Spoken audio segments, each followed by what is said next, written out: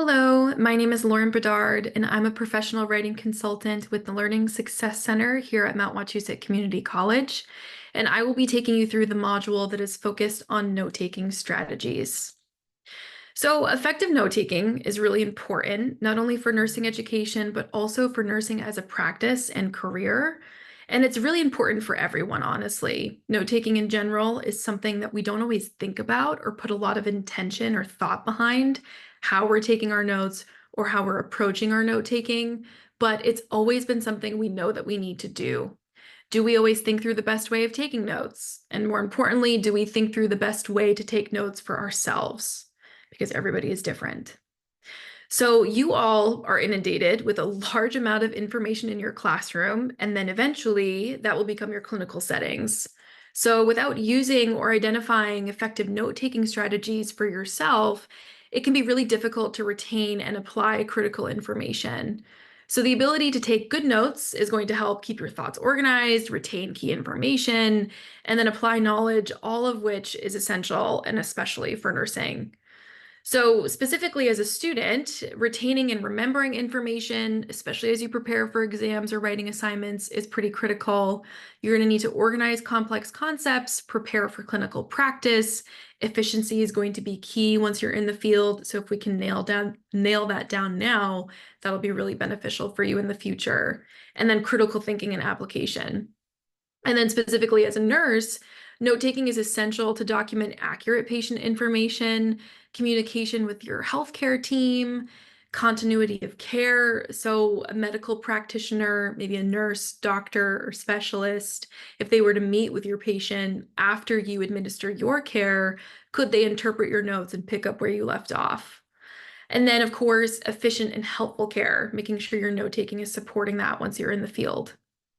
So for this module, I will be taking you through this agenda, sharing some existing note-taking strategies that have worked well for others, but also share some tips and tricks for identifying your own note-taking style, both in and out of the classroom, digital tools and resources for taking notes, and then ways that you can easily synthesize and pull key insights together for important tests, writing assignments, and then once you're in the field and you're graduated, making sure that these skills also apply to your professional environment.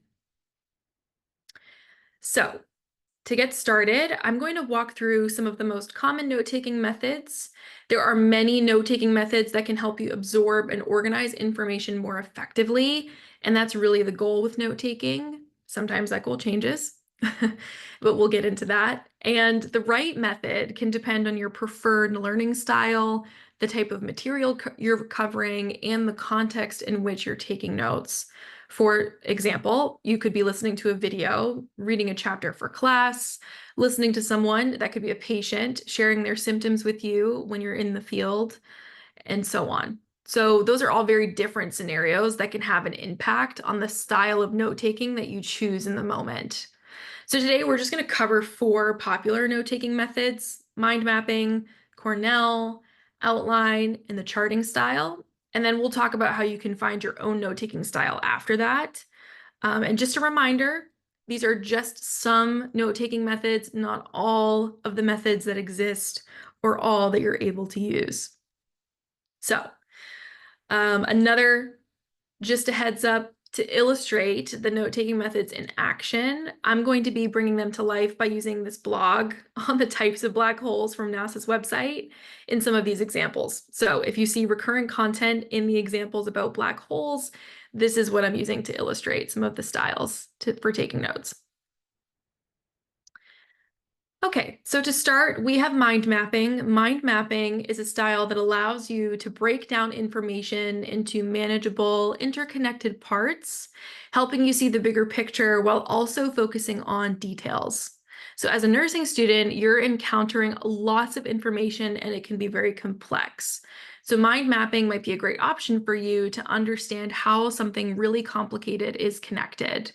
So as an example, I've taken that blog that I just showed you and started to mind map my notes for the different types of black holes and inputted them into a website called MindMeister. which is one of the digital tools that you can use and explore with in your own note-taking. I'm actually going to jump over to that live mind map over here. This is the website, and this is the platform in action. So you can see here, I've saved some space, no pun intended, around the term black holes over here on the left, so I could branch out with other themes that I identify while I'm taking my notes. So you can see I've kept the branching for the term types and all of the terms that are branching off of that word in the color blue. This works well for my brain when I color code different sections.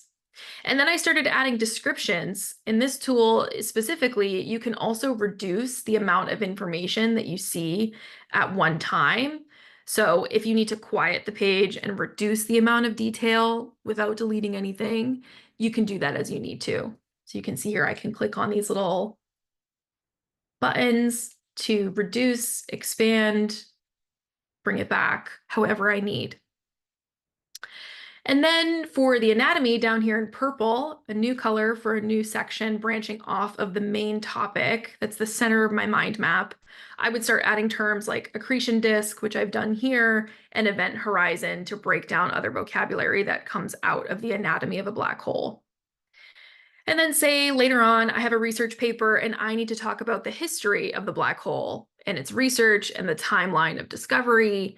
So I'll make a placeholder for that now. So off of the word black hole, I can hit tab and just write, research or history of research and discovery. And then maybe for my paper, when I start to investigate this topic further, I start to identify like key figures in history. And then I have a person's name off of this, and then maybe I find another person's name, and then maybe I add like what their contribution was, the black hole research, and so on and so forth. And then maybe while I'm also researching this topic for my paper, I decide to add like key dates and timelines for discovery. And so I could do that. I could add a date, add some detail, maybe another date and more detail here. And you can continue to do this as you're thinking through what are the big themes that I'm noticing coming out of the topic of the history of black holes and the research and discovery of black holes in space. And again, you could collapse this. I can go ahead and change these colors to be pink to align with that same subject. I can click back into that. I can make all of this go away if it's too much to look at one time. There's a lot of flexibility here. Mind mapping is really fun, and you can change the colors, you can change the design, you can change the way that it's laid out. And this is just one digital tool that you can use for mind maps as you're exploring that method. Okay, let's go back to our slides and we'll take a look at another method of note-taking. So Cornell Notes is a well-known written out method, could be typed. This example I have here just happens to be written out. And that strategy is made up of three main sections. So one is just the general note-taking section and space. So this is where you're writing things in bullets, you're paraphrasing, you're using your own abbreviations, and however you can track information best, you can put that in the bulk portion of the notes page here, which I have highlighted in green. And then the second part of the Cornell Notes format is a section that's called cues, and it's in this column over here on the left. And you can think of this as sort of your call out section. This is where you're making notes of key themes, ideas, vocabulary. What do you want to remember most? That's what you put here. And then finally, a summary at the bottom is number 3. And this is a summary of what you wrote out. This section down here is especially helpful when you're going back to your notes, maybe after not seeing them for a while. And honestly, this aspect of Cornell Notes is something that is really transferable and a good habit to build when you're taking notes, no matter what method you're using. Again, it's just helpful when you've read a passage or a chapter on something, say in the beginning of the semester, and then you have a final paper months later that those notes could be supporting. The summary can tell you very quickly whether or not those notes will help you for that assignment or not. It really just helps you focus. So that's the Cornell method. Another method is, and probably a familiar strategy, is the outline method. And this is most familiar probably in the context of writing a paper. You may have been asked in an assignment on its own to propose an outline that you could use for an essay, and this is that outline style. So it uses a hierarchical structure where you have main topics that are aligned to the left, and then subtopics or details are indented underneath those. So you would start with main topics that you're going to read about, listen for, or maybe watch in a video. And then while you're consuming that content, you can create the subheadings and subtopics under that to add more detail in a structured way. So this method is also really nice when you know you're going to write a paper, because these sections and subsections can quickly become paragraph themes.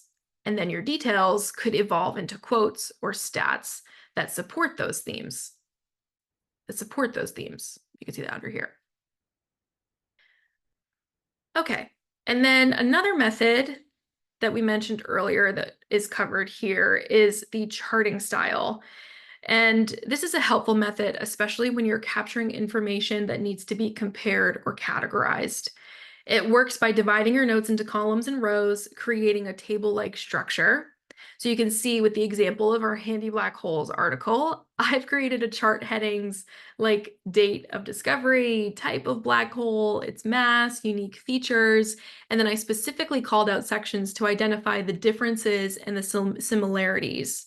And that's also nice here as you're mapping out information into these cells that you could start to color code, or you could create a symbol system for yourself that helps you code or identify what's similar, what's different, what's interesting to you, and it's laid out in a nice visual way. Okay, so those were some of the methods for note-taking. I've shared some of the most commonly used strategies that are out there, but arguably the most important step is identifying what works for you. And this could be a blend of multiple note-taking strategies or something completely different. Remember, the goal is not just to take notes, but to take useful notes that enhance your understanding and recall. So what works for you? Some questions that could help you find your style. You could start by asking yourself, why are you taking notes? Understand the goal for your note taking. This sounds like a silly question. This sounds like a silly place to start, but this can really have an impact on the method of note taking that you select for yourself. Are you preparing for an exam and you need to remember a lot of information or memorize vocabulary and definitions? Are you writing a research paper and you need to summarize a study that you can leverage as evidence in an essay? Are you with a patient and you need to document the symptoms that they're reporting to you quickly and as detailed as possible? So taking notes in clinical settings requires a different approach than classroom notes. And you have to be quick, concise, focused on key information. And again, that's going to have an impact on the method of note-taking that you choose in the moment. So asking yourself these questions could help you select a note-taking style, and they'll probably be different based on why you're taking notes in the first place. We typically do this pretty instantaneously when we're in the moment, saying to yourself, oh, I have to sit and read 3 chapters in a book to prepare for a test. I'm going to make flashcards along the way. Versus, oh, I'm listening to a live guest speaker and I didn't expect to be hearing or attending this presentation, and I need to write down information in my notes app so that I can capture my favorite quotes and share them later on. So this is really a great place to start. And then another thing to think about after you've identified the goal for taking notes is how you can align your note-taking to your learning style. So how do you process information? And this could also be asked, how would you describe your learning style? Are you a visual learner? Do you like to see pictures, diagrams, tables, examples written out and displayed? Are you a kinesthetic learner? Do you like to try the activity that you're learning about or learn by doing? If you're learning how to take the blood pressure of a patient, are you the type of person that likes to grab the cuff and try it for yourself in order to really understand the process? Are you an auditory learner? Do you find yourself remembering information in podcasts, music, or audiobooks better than when you read or write that information?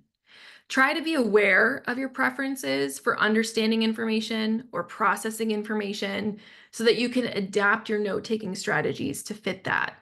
So, for example, I'm personally a visual learner. So, not only do I need to write the vocabulary that I'm memorizing, but I would need to draw a picture or have an icon that is also representative of that word that I'm trying to study and memorize. It's just the way that I personally like to absorb information. And lastly, if you're not quite sure what you should be focused on when you're taking notes, there's an unclear goal, or if you're not quite sure the type of learning style you respond to best, just experiment, try different methods, and see what works for you. Okay, so we've talked through some of the common methods and identified some questions that you can ask yourself to find out what you do like when you are taking notes. And then, similar to finding your style, you'll also figure out the platforms and tools, both digital and non-digital, that you like to use for your notes. Today, there are so many digital tools and applications that can increase your efficiency when you capture, organize, and retain information. And as students, especially nursing students, your study load is very dense. So it'd be really beneficial to experiment with different digital tools now, as you are most likely going to be managing information as a nursing professional in some type of digital system with that dense information following you into your career. So it's just the reality that we're in. So for myself, I will always have a notebook and a pen because that's what I prefer. But I know it's really helpful to be intentional about trying different digital note-taking options and just experimenting, getting some exposure to different tools to prepare yourself for different scenarios. And just to be aware of the other options that are out there in general. So we have some common digital tools you're probably familiar with and some that might be new to you. On the left, we have apps and platforms like OneNote, which is a part of the Microsoft suite, and then Google Keep in your Google suite. And then your Notes app, of course, which can be found in your Apple products or on your phone. And these are best for typed and written out methods, but they can also act as a place to organize pictures, screenshots, charts, diagrams, anything that you want to save digitally and then have access to in multiple places. So, for example, these apps can be accessed on multiple tools like your computer and your phone. And then there are platforms that you can create an account on, like Notion, Evernote, GoodNotes, and what I shared earlier, MindMeister, to create some more personalized formats for note taking and organizing all of your notes into one place and maybe even giving them different categories. Just be aware if you experiment with any of these that there are paid and free versions when you're creating accounts with these platforms. So, for example, the MindMeister and the Mind Mapping website is something that you can create an account using your Gmail. And then in the platform, there are features that require paid access. So if you want to upgrade, you can, but you don't need to. It's similar to tools like Canva, if you've ever used that, where there are free elements within the platform, but then people who have paid subscriptions can also access other elements there. Still a beneficial tool in the free format. And then you have your digital recorders like voice memos on your Apple products and your Google Recorder, which is available in your Google Suite. And that now actually has a transcription feature that can help you summarize recordings. So take a look at these, try them out, and have fun with it too. And then lastly, after you're taking your notes, you really want to make sure that you're reviewing and synthesizing that information. So this involves organizing notes in a way that makes studying more effective, preparing for exams, writing assignments and reports. Strategies like summarizing, making flashcards, forming study groups so that you can talk about what you've written are really helpful. Find ways of using that information in more ways than just taking the notes themselves. And then here I just have a video of that MindMeister website for mind mapping playing in the background just to show you the different ways that you can kind of experiment and have fun with note taking. But to recap what we covered, it's the importance of note taking in nursing. It's really important. And we've explored various methods, discussed the benefits of digital tools, how to find your style and all of this. And the key takeaway is that effective note taking is not just about writing down information. It's about organizing and synthesizing it in a way that enhances your learning and your understanding of that information. So making sure that you're able to adapt whatever you're taking notes on, however you're doing it, wherever you're doing it, to meet your learning style needs and how you like to process information. So I hope this was helpful. I hope that you have fun with it. And yeah, if you have any questions, please reach out to the Learning Success Center. We're happy to review these methods more in depth and to go through this further. So thank you.